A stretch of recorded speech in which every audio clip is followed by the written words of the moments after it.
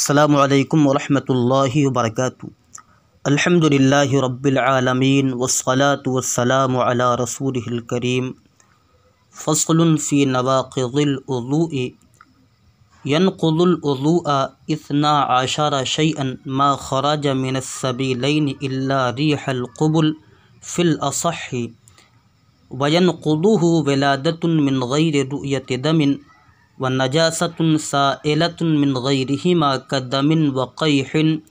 وقيء طعام أو ماء أو علق أو مرة إذا ملأ الفم، وهو ما لا ينطبق عليه الفم إلا بتكلف على الأصح، ويجمع متفرق القيء إذا اتحد سببه ودم غلب على البزاق أو ساواه، ونوم لم يتمكن فيه المقعدة من الأرض، وارتفاع مقعدة نائم قبل انتباهه وإن لم يسقط في الظاهر، وإغماء وجنون وسكر وقهقهة بالغ يقظان في صلاة ذات ركوع وسجود ولو تعمد الخروج بها من الصلاة، ومس فرج بذکر منتصب بلا حائل۔ ترجمہ سماعت فرمائیں۔ فصل فی نواقض الوضوء، یہ فصل وضو کے نواقض کے بیان میں ہے، وضو کو توڑنے والی چیزوں کے بیان میں۔ ناقض کی جمع ہے نواقض۔ تو ترکیب کرتے ہوئے وہی ہے کہ جو عنوان ہوتا ہے پہلے ہم ترکیب کرتے ہیں کہ فصل یہ مصدر ہے، اور فی حرف جار، نواقض مضاف، قاعدہ ہے کہ پہلا نکرہ ہو دوسرا معرفہ ہو، تو نکرہ کو مضاف اور معرفہ کو مضاف الیہ بناتے ہیں، لہذا نواقض یہ مضاف اور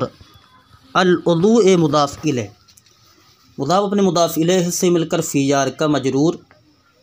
جار اپنے مجرور سے مل کر یہ ظرف لغو متعلق ہو گیا فصل مصدر کے، فصل مصدر اپنے متعلق سے مل کر یہ خبر ہے مبتدأ محذوف ھذا کی، جس میں ہا برائے تنبیہ اور ذا اسم اشارہ مبتدا ہے، مبتدا اپنی خبر سے مل کر جملہ اسمیہ خبریہ ہوا۔ تو یہاں پر انہوں نے کہا فصل فی نواقض الوضوء، یہ فصل وضو کے نواقض، وضو کو توڑنے والی چیزوں کے بیان میں ہے۔ تو یہاں پر جو نواقض کہا گیا ہے، نواقض سے مراد کیا چیز ہے؟ تو یہاں پر آگے وہی ارشاد فرما رہے ہیں حاشیہ میں، ينقض اعلم ان النقض اذا اضيف الى الاجسام كنقض الحائط يراد به ابطال تأليفها، واذا اضيف الى المعاني كالوضوء يراد به اخراجها عن اقامة المطلوب بها، فالمطلوب من الوضوء استباحة الصلاة ونحوها۔ فرما رہے ہیں کہ ناقص سے مراد کیا ہے، یعنی ناقص کوئی چیز ٹوٹتی ہے تو اس کے لیے تو جسم کا ہونا ضروری ہے، تو جسم ہوگا تبھی وہ چیز، اس چیز کا ٹوٹنا پایا جائے گا، تو وضو کا تو کوئی جسم نہیں ہے، تو کس طریقے سے اس کے لیے نواقض کا لفظ استعمال کیا گیا؟ تو کہہ رہے ہیں کہ اعلم ان النقض، جاننا چاہیے کہ نقض جب اس کی اضافت اجسام جسموں کی طرف کی جائے، كنقض الحائط جیسے دیوار کا ٹوٹنا، یراد به ابطال تألیفها تو اس سے اس کی ہیئت، اس کی شکل کا بگڑ جانا ہے، باطل کرنا ہے، توڑنا ہے۔ وَإِذَا أُضِيفَ إِلَى الْمَعَانِي، اور جب اسی نقض کی اضافت معانی کی طرف کی جاتی ہے، کالوضوء جیسے وضو کی طرف، تو وضو کا تو جسم نہیں ہے، تو کہنے یراد به اخراجها عن اقامت المطلوب بها، تو اس سے مراد لیا جاتا ہے اس چیز کا نکالنا جس کے ذریعے مطلوب کو قائم کیا جاتا ہے، یعنی اقامت مطلوب سے نکالنا، یعنی وضو کر کے نماز آدمی ادا کرتا ہے، تو جیسے ہی وضو ٹوٹے گا تو نماز بھی اس کی چلی جائے گی، تو اس سے یہ پتہ چلا کہ مطلوب نماز تھا، تو مطلوب کو قائم کرنا جو ہوتا ہے اس سے نکال دیتا ہے، توڑنے سے مراد یہ ہے۔ اور مطلوب کیا ہے؟ آگے کہہ رہے ہیں والمطلوب من الوضوء استباحۃ، اور وضو سے مطلوب استباحت ہے، نماز کا استباحت الصلاۃ،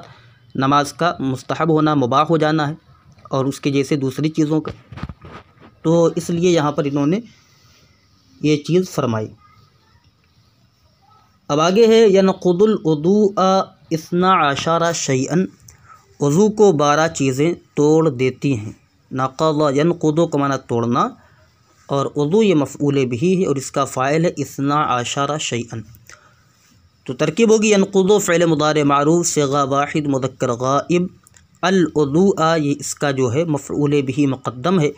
12 یہ ممیز ہے، اور شیئا تمییز ہے، اسی وجہ سے منصوب ہے۔ ممیز تمییز سے مل کر یہ ینقض کا فاعل، ینقض فعل اپنے فاعل اور مفعول بھی مقدم سے مل کر جملہ فعلیہ خبریہ ہوا۔ آگے ہے ما خرج من السبیلین الا ریح القبول، جو چیز سبیلین سے نکلے سوائے آگے کی ہوا کے۔ تو یہاں ریح القبول سے مراد خواہ وہ ذکر سے نکلے اور فرج سے نکلے، فی الاصح صحیح روایت کے مطابق، صحیح قول کے مطابق، جس پر فتویٰ ہے۔ تو یہاں پر جو انہوں نے کہا ہے قبول، تو قبول سے مراد کیا ہے؟ تو آگے حاشیہ میں اس کی وضاحت کر دیں۔ من السبیلین، من السبیلین جو کہا ہے، کہنا سمی القبول والدبر سبیلا، یعنی قبول اور دبر کا نام راستہ رکھا گیا ہے۔ لکونہ طریقاً سمی القبول والدبر سبیلا، تو قبول اور دبر کا نام یہ راستہ ہے، اور لکونہ طریقاً للخارج، کیونکہ یہ لکونہ طریقاً کیونکہ یہ راستہ ہے، للخارج خارج کرنے کے لیے، وسواء المعتاد وغیرہ، چاہے وہ معتاد طور پر ہو یعنی عادت کے طور پر ہو یا عادت کے طور پر نہ ہو۔ تو آگے کہنے الا ریح القبول، اس سے مراد کیا کہہ رہے ہیں؟ اے الریح الخارج من قبل المرأة، من قبول المرأة وذکر الرجل لا ينقض الوضوء، تو کہہ رہے ہیں کہ وہ ریح جو الخارج جو نکلنے والی ہے عورت کے آگے کے مقام سے اور مرد کے ذکر سے، تو یہ وضو کو نہیں توڑتی۔ کیوں؟ لأنہ اختلاج ولیس بریح، اس لیے کہ اختلاج ہے، اس لیے کہ یہ اختلاج ہے، یہ ریح نہیں ہے، یہ ہوا نہیں ہے، یعنی وہ فڑفڑاہٹ ہے اس کے اندر، اختلاج کا معنی کہ فڑفڑاہٹ ہے اس کی، وہ ہوا نہیں ہوتی ہے لیکن ہوا لگتی ہے۔ وعن محمد انہ حدث من قبولها قیاسا علی الدبر، تو یہ کہہ رہے ہیں کہ امام محمد سے جو مروی ہے روایت وہ یہ ہے کہ یہ حدث ہے، یعنی آگے کے مقام سے جو ریح نکلتی، ہوا نکلتی، یہ حدث ہے۔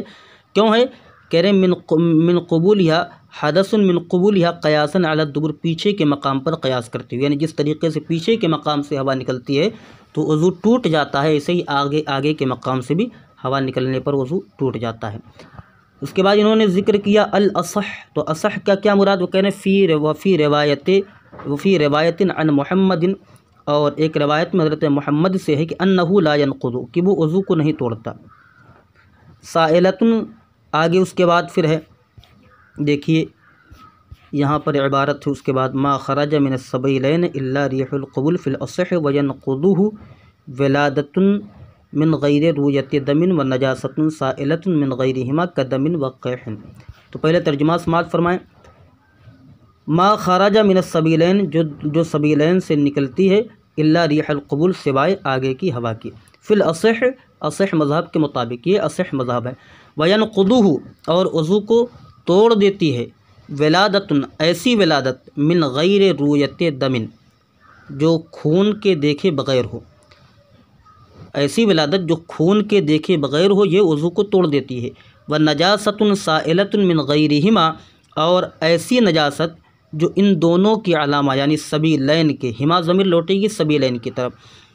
جو سبیلین کی علامات سے نکلنے والی ہوں، کدم وقیح، جیسے کہ دم، خون، تو خون جو ہے یہ سبیلین کے علامہ کسی بھی مقام سے نکلتا ہے، اور اسی طریقے سے قیح یہ انسان کے پیٹ کے اندر سے اور منہ کے ذریعے نکلتی ہے، قیح ہوتی ہے۔ وقیع طعام او ماء او علق او مردۃ، اور ایسے ہی وقیع طعام، اور کھانے کی قیع، کھانے کی الٹی یا پانی کی الٹی، یا علق یعنی دم بستہ بدے ہوئے خون کی الٹی، او مردۃ یا صفرا کی الٹی، اذا ملأ الفم، جبکہ یہ منہ کو بھر دے، یعنی یہ اسی صورت میں وضو کو توڑنے والے مانے جائیں گے جبکہ یہ منہ کو بھر دے، یعنی منہ بھر یہ چیز آئے، پھر یہ نواقض وضو میں ان کا شمار ہوگا، ورنہ یہ نواقض وضو نہیں ہوں گے۔ اور کیا کہ ملال فم کیا ہے؟ ملال فم کی آگے وضاحت کر رہے ہیں کہ حد و ملئ الفم یعنی منہ کے بھرنے کی حد کیا ہے؟ کہہ رہے ہیں وہگا مالا ینطبق علیہ الفم، اور ملأ الفم اسے کہتے ہیں مالا ینطبق علیہ الفم جس پر منہ منطبق نہ ہو مگر تکلف کے ساتھ، یعنی جس سے جو قے ہو رہی ہے اسے منہ کے ذریعے منہ سے روکنا ممکن نہ ہو مگر تکلف کے ساتھ، اس میں تکلیف ہو روکنے میں، الٹی ہو رہی ہے، قے ہو رہی ہے، اب اسے روکنے میں تکلیف ہو اور یہ ایک بارگی خوب تیزی کے ساتھ اندر سے نکل آئے، تو ایسی صورت میں جو ہے اسے کہا جاتا ہے اذا ملأ الفم، جبکہ وہ منہ بھر ہو، اور منہ بھر کیا ہوگی؟ وہگا مالا ینطبق علیہ الفم جس پر منہ بند نہ ہو سکے، الا بتکلف مگر تکلف کے ساتھ، علی الاصح صحیح مذہب کے مطابق۔ پہلے ترکیب کریں گے پھر تشریح اتنے کی۔ ما خرج من السبیلین، تو یہاں یہ پہلی قسم بیان کی گئی ہے، تو ما یہ اس میں موصول ہے، اور خرج یخرج باب نوسخارا ینصروہ بمعنی نکلنا، اس میں ہوا کہ ضمیر مرفوع متصل پوشیدہ یہ بنے گا مستثنی، اور من حرف جار السبیلین مجرور، جار اپنے مجرور سے مل کر ظرف لغو متعلق ہوا اسی خرج فعل کے، الا حرف استثناء ہے، ریح القبل، ریحہ مضاف، القبل مضاف الیہ، پہلا نکرہ دوسرا معرفہ مضاف الیہ، مضاف اپنے مضاف الیہ سے مل کر یہ مستثنی منہ سے مل کر یہ فاعل ہو گیا اسی خرجہ فعل کا، خرجہ فعل اپنے فاعل سے مل کر جملہ فعل اور متعلق سے مل کر جملہ فعلیہ خبریہ ہو کر ما موصول کا صلہ، موصول اپنی صلہ سے مل کر یہ خبر ہے مبتدا محذوف احدھا کی، یعنی اثنا عشرہ میں سے پہلی قسم یہ ہے، ان میں سے پہلی قسم کیا ہے؟ یہ ہے ما خرج من السبیلین الا ریح القبل، تو یہ احد و مضاف ہما ضمیر مجرور متصل مضاف الیہ، مضاف الیہ سے مل کر مبتدا اپنی خبر سے مل کر جملہ اسمیہ خبریہ ہوگا۔ فی الاصح کی ترکیب ہوگی فی حرف جار الاصح مجرور،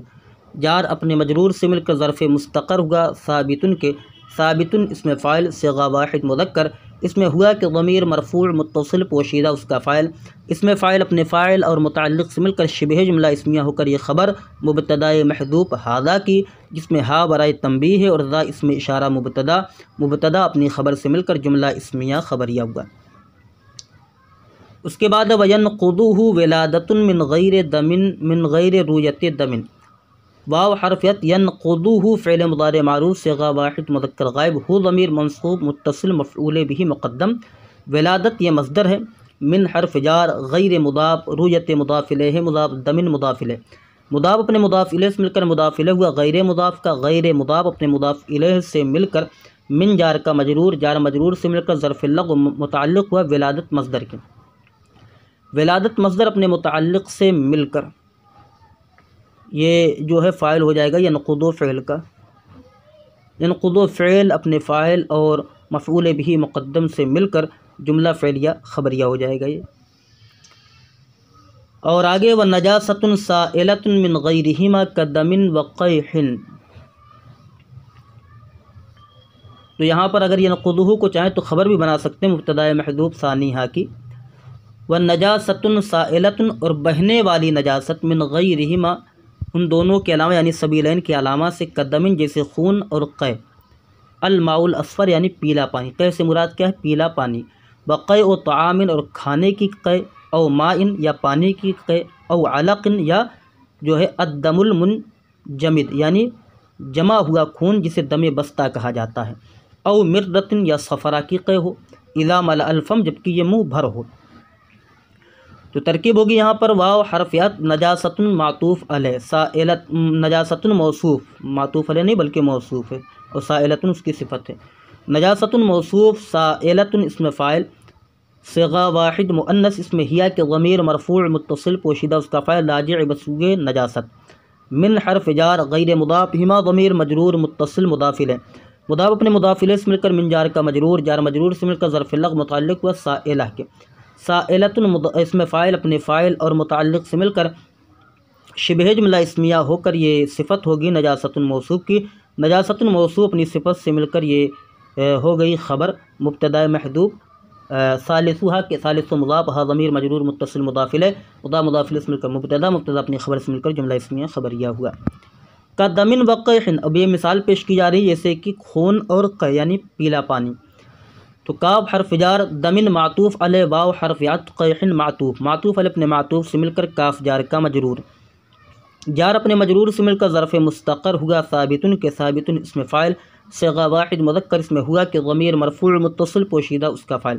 اس میں فاعل اپنے فاعل اور متعلق سے مل کر شبہ جملہ اسمیہ ہو کر خبر، مبتدا محذوف مثال ہو کی، مثال و مضاف ہو ضمیر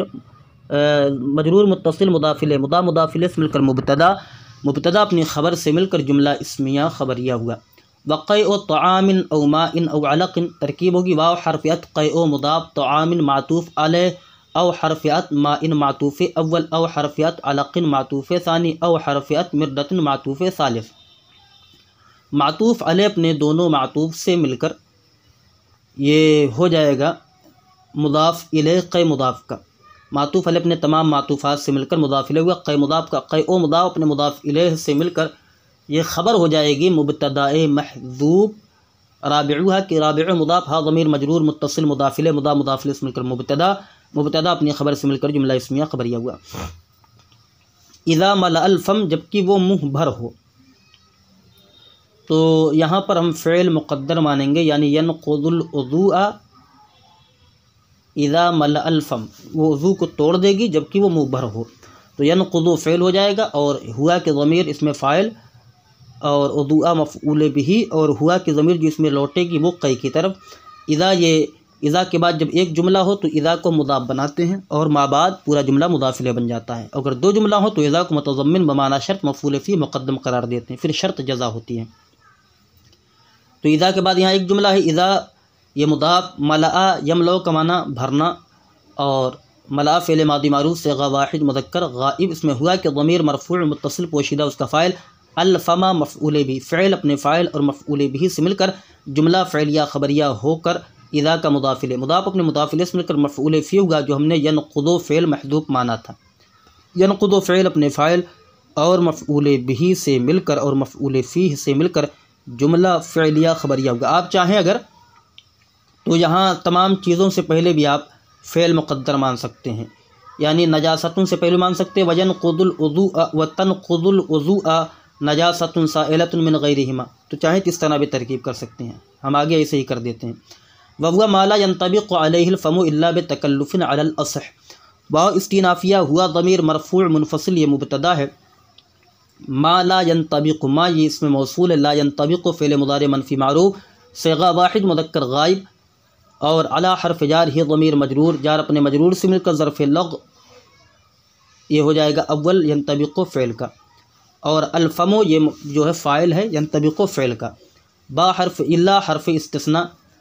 اور با حرف جار تکلف مجرور، جار اپنے مجرور سے مل کر یہ مستثنیٰ مفرغ ہو کر یہ ینطبق فعل کا دوسرا ظرف لغو، لا ینطبق فعل اپنے فاعل اور دونوں ظرف لغو سے مل کر جملہ فعلیہ خبریہ ہو کر یہ ما موصول کا صلہ، موصول اپنے صلہ سے مل کر یہ ہوا مبتدا کی خبر، مبتدا اپنی خبر سے مل کر جملہ اسمیہ خبریہ ہوا۔ علی الاصح کی ترکیب ویسے ہوگی جیسے فی الاصح کی ترکیب ہوئی تھی، علی حرف جار الاصح مجرور، جار اپنے مجرور سے مل کر ظرف مستقر ہوا، ثابتن کے ثابتن اسم فاعل صیغہ واحد مذکر، اس میں ہوا کہ ضمیر مرفوع متصل پوشیدہ اس کا فاعل، اس میں فاعل اپنے فاعل اور متعلق سے مل کر شبہ جملہ اسمیہ ہو کر خبر مبتدا محذوف ہذا کی، جس میں ہا برائے تنبیہ ہے اور ذا اس میں اشارہ مبتدا ہے، مبتدا اپنی خبر سے مل کر جملہ اسمیہ خبریہ ہوا۔ آگے کہہ رہے ہیں وَيُجْمَعُ مُتَفَرِّقُ الْقَيْءِ إِذَا اتَّحَدَ سَبَبُهُ، اور متفرق قے کو جمع کیا جائے گا جب کہ اس کا سبب متحد ہو، ایک ہی ہو، یعنی ایک ہی سبب کی وجہ سے، یعنی قے آئی تھی متلی کی وجہ سے، تو متلی ہی کی وجہ سے دوبارہ بھی قے آئی، چاہے تھوڑی دیر پر آئے، تھوڑی دیر پر آئے، تو اس کا جو سبب ہو وہ ایک ہی ہو، متحد ہو۔ اگر متلی کی وجہ سے آ رہی ہے تو متلی ہی کی وجہ سے آئے، تو وہی کہہ رہے ہیں کہ وَيُجْمَعُ مُتَفَرِّقُ الْقَيْءِ، اور متفرق قے کو جمع کیا جائے گا اِذَا اتَّحَدَ سَبَبُهُ، جب اس کا سبب متحد ہو، ایک ہو۔ ترکیب ہوگی واو حرف یجمع فعل مضارع مجہول صیغہ واحد مذکر غائب، متفرق و مضاف، پہلا نکرہ دوسرا معرفہ مضاف مضاف الیہ، متفرق و مضاف القیء مضاف الیہ، مضاف مضاف الیہ سے مل کر یہ نائب فاعل ہو گیا یجمع فعل کا، اور اذا کے بعد ایک جملہ آ رہا ہے لہذا اذا یہ مضاف بنے گا، اتحد یتحد اتحادا باب افتعال سے ہوگا یہ، تو ہو گیا یہاں پر اتحد فعل ماضی معروف صیغہ واحد مذکر غائب، اس میں ہوا کہ ضمیر ہوا کہ نہیں بلکہ آگے فاعل موجود ہے، سبب و مضاف ہو ضمیر مجرور متصل مضاف الیہ مضاف مضاف الیہ سے مل کر اتحدہ کا فاعل، اتحدہ فعل اپنے فاعل سے مل کر جملہ فعلیہ خبریہ ہو کر اذا کا مضاف الیہ، مضاف اپنے مضاف الیہ سے مل کر یہ مفعول فی ہو گیا یجمع فعل مجہول کا، یجمع فعل مجہول اپنے نائب فاعل اور مفعول فی سے مل کر جملہ فعلیہ خبریہ ہوا۔ یہاں اب آگے جو تشریح ہے ہم اس تشریح کو دیکھ لیتے ہیں۔ یہاں پر انہوں نے کہا الاصح، تو اصح سے مراد کیا ہے؟ کہنے وہ فی روایت عن محمد رحمہ اللہ انہ لا ينقض سائلۃ کے بارے میں کہنے سائلۃ اعلم ان السیلان فی غیر السبیلین یتجاوز النجاست الى محل یطلب تطہیرہ ولو ندبا فلا ينقض دم سال فی داخل العین الى جانب آخر منها بخلاف ما صلب من الانف۔ یہ یہاں پر کہہ رہے ہیں کہ سائلتوں سے مراد کیا؟ اعلم ان السیلان فی غیر السبیلین، یعنی غیر سبیلین میں سیلان کا معنی یہ ہے کہ یتجاوز النجاست الی محل، کہ نجاست ایسے محل کی طرف تجاوز کر کے جائے، نجاست ایسے محل کی طرف تجاوز کر کے جائے یطلب تطہیرہ، جس کا پاک کرنا طلب کیا جاتا ہے، یعنی جس کا غسل اور وضو میں دھونا طلب کیا گیا ہے کہ اسے دھونا ہے، تو ایسی صورت میں اگر نجاست وہاں پر بہہ کر جاتی ہے تو اس کے لیے حکم لگایا جائے گا سائلتن کا اور وضو کا حکم لگایا جائے گا، ولو ندبن اگرچہ وہ مستحب طور پر ہی ہو۔ فلا ينقض دم سال فی داخل العین، تو ایسا خون ناقض وضو نہیں ہوگا جو آنکھ کے اندر بہا، فی داخل العین جو آنکھ کے اندر میں سے بہہ کر دوسرے جانب گیا، تو چونکہ آنکھ ایک ایسا مقام ہے جسے وضو یا غسل میں دھویا نہیں جاتا ہے، تو ایسی صورت میں اگر آنکھ کے اندر خون تھا اور وہ دوسرے مقام پر بہہ کر آنکھ کے اندر ہی رہ گیا تو ایسی صورت میں وضو نہیں ٹوٹے گا۔ اور آگے کہنے قے سے مراد کیا ہے؟ اطلقہ فشمل جمیع انواع القے، تو یہاں کہنے سواء قام من ساعتہ ام لا، تمام قیوں کو اکٹھا کیا جائے گا، تمام قیوں کو، تو سواء قاء چاہے اس نے جو قے کی ہو من ساعتی اسی وقت کی ہو ام لا یا نہ کی ہو، یعنی دونوں کا سبب متحد ہو اور وقت ایک ہو یا نہ ہو۔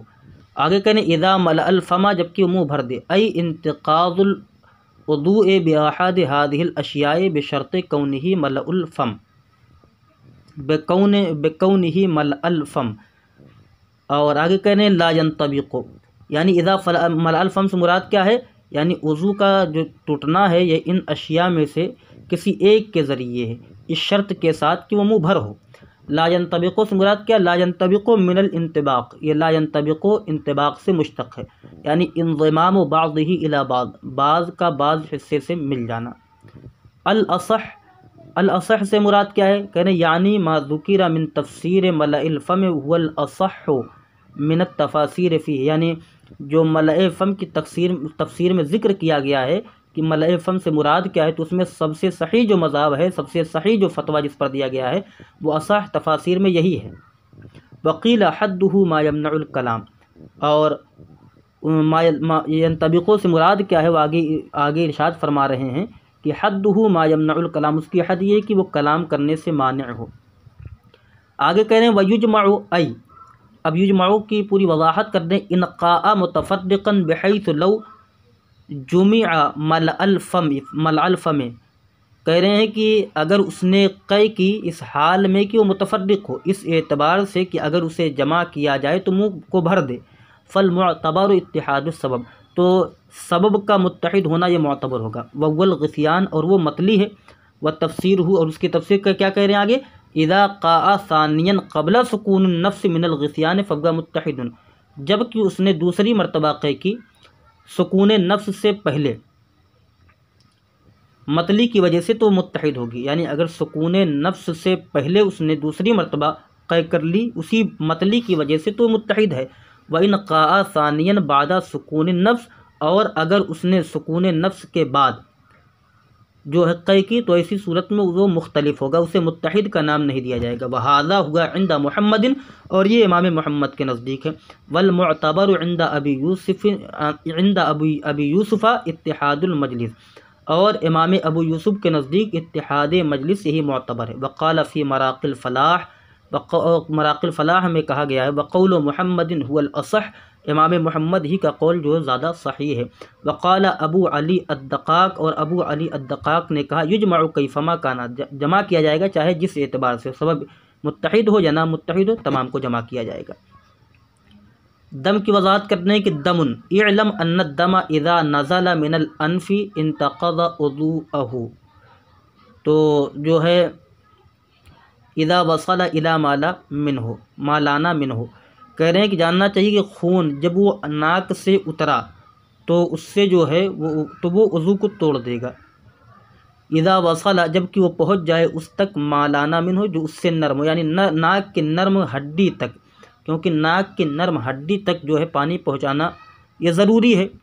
اور آگے اسی کی وضاحت کرتے ہیں لِأَنَّهُ يَجِبُ تَطْهِيرُهُ، اس لیے کہ اس کا پاک کرنا واجب ہے۔ وَإِنْ خَرَجَ مِن نَفْسِ الْفَمْ تُعْتَبَرُ الْغَلَبَ بَيْنَهُ بَيْنَ الرِّيقِ، تو آگے پوری وضاحت کرتے ہیں کہ اگر وہ جو ہے